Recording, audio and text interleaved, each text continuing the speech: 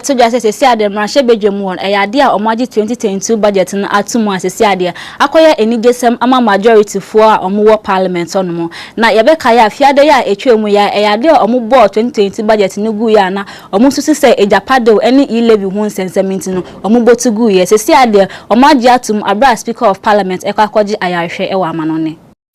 Well, you welcome back once again on SourceTube, and today's news update is about the 2022 budget.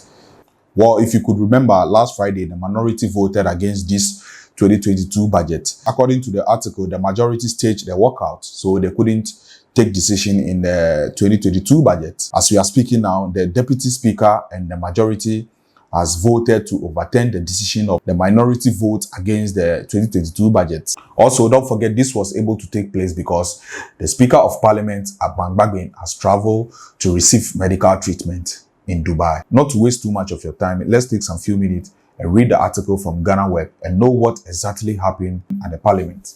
Parliament has voted to approve government 2022 budget statement and economic policy.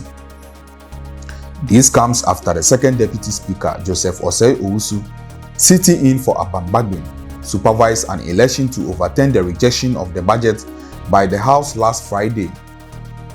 A one-sided minority House of Parliament on Friday, November 26, 2021, voted to reject the 2022 budget presented by the Minister of Finance after the majority side staged a walkout before voting on the budget was conducted. But presiding over proceedings of the House on Tuesday, November 30th, 2021, the second deputy speaker, after ordering for a count of the number of MPs in the House, albeit only majority MPs, announced that there were 138 members present, including himself.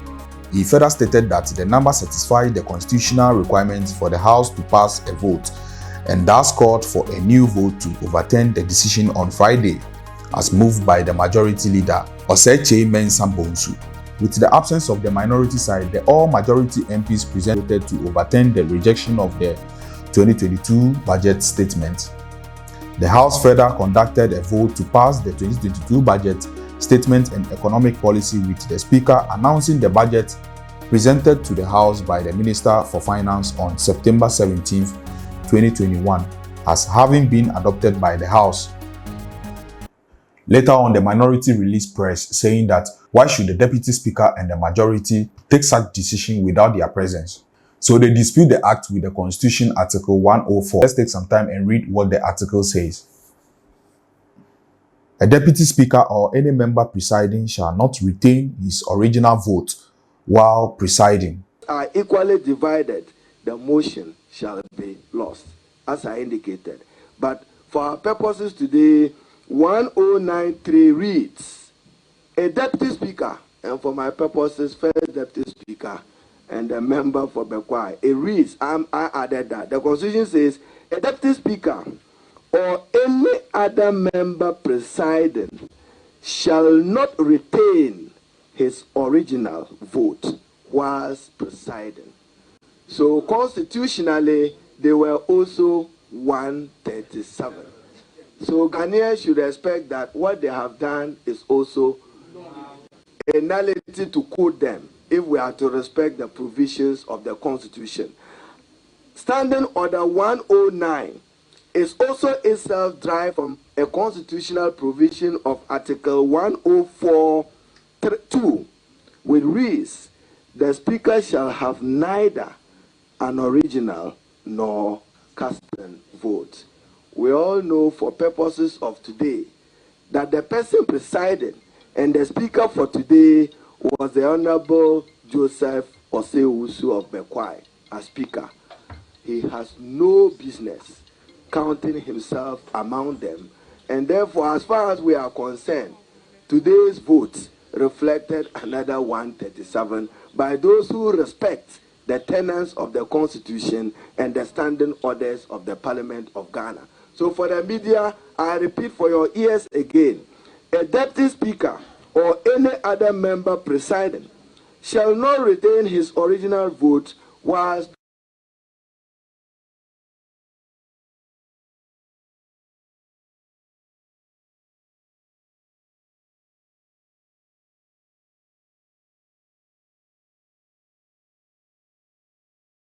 purposes because they it by the words of the Honorable Do Ajaho. They were 137. But I'll share with you some other quotes from other speakers, including the Honorable late Peter Alajete of blessed memory and Professor Mike Okwe. But distinguished ladies and gentlemen, the Ghanaian public must also know where was the minority as they went in to do their charade of some constitutional acrobatics to please their conveniences. Our explanation is that yes, they consulted us in a discussion this morning. And distinguished ladies and gentlemen of the press, is it not significant to note, and I'm quoting both the majority leader and the Minister of Finance, and I paraphrase them, approve this budget subject to the concessions granted by the Honorable Minister, unquote. Where are the concessions in the budget? Any of you who knows the concessions, share it with us. Therefore, what were you approving?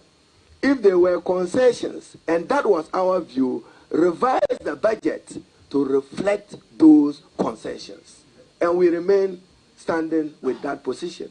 We said that if you are acknowledging and admitting that there were concessions, let it reflect in a text, not at committee level and not some engagement at committee level.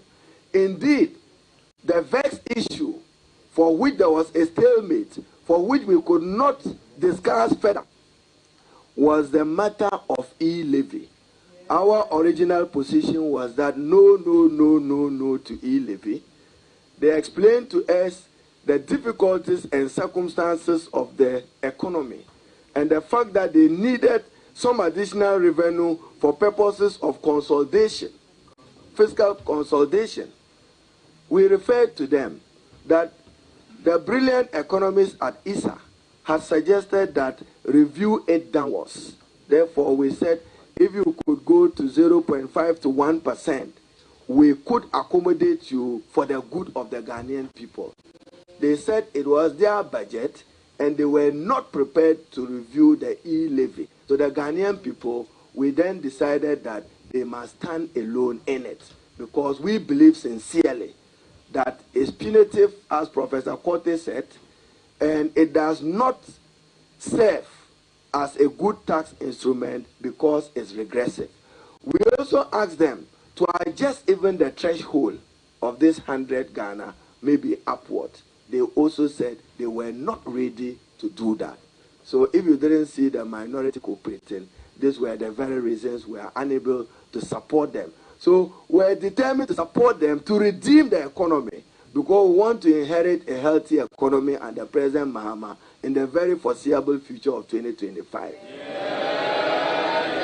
But the difficulty was that they said on those matters. Now let me come to the business of Parliament.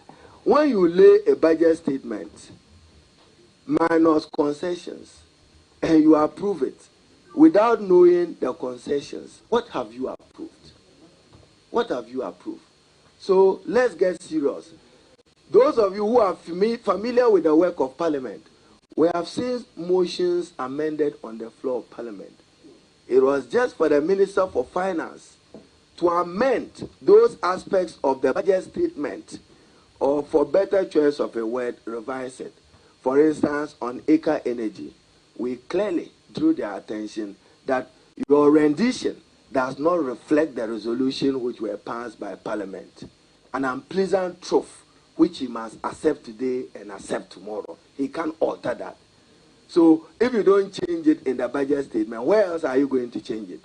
Which committee are you going to change it? We said EJAPA. We will not support EJAPA today. We will not support it tomorrow because this Minister of Finance have collateralized every opportunity and revenue in order that he can endanger the future for an incoming political administration led by John Dramani Mahama and the NDC. Ghana Exim securitized, Get Fund collateralized, ESLA extended by 9 years when the sunset was supposed to be for 5 years.